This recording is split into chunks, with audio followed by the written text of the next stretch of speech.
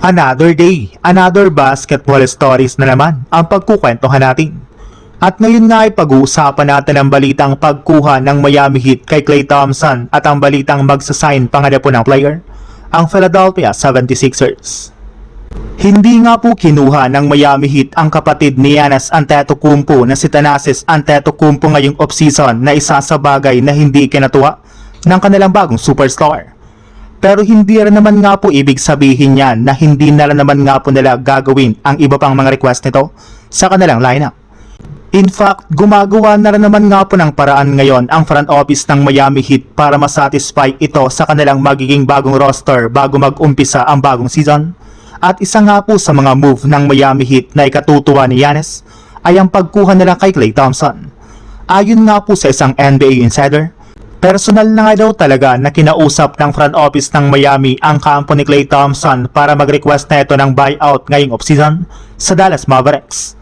Once nga daw po na mangyari iyan ay agad-agad na nga daw po nilang ihahanda ang ipapaperma nga po nila sa kanyang kontrata.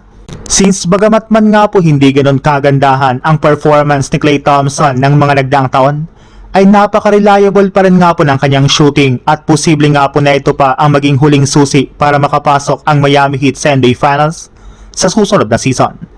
Sa ibang balita naman, simula nga po nang ilabas ang balita na balak kada po ng Philadelphia 76ers na gamitin si LeBron bilang kanilang pinakabagong point guard, ay marami na nga po ang nakapansin na mukhang gusto nga pong gayahin ng kanilang team ang ginawa ng Lakers taong 2020.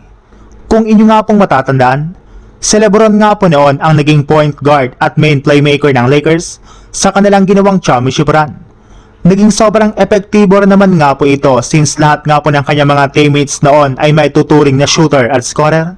Kaya mapapakinabangan na rin naman nga po ng 76ers ang ganitong klaseng estratehiya sa kanilang kasalukuyang lineup. Papabor at sobrang nga pong magbe-benefit dito ang kanilang mga players, especially sina Joel Embiid at Tyrese Maxey na makakapag-focus na nga po ng gusto pagdating sa scoring. Pero maaari rin naman nga pong magdagdag ang 76ers ng at least isa pang playmaker na tutulong sa kanilang team.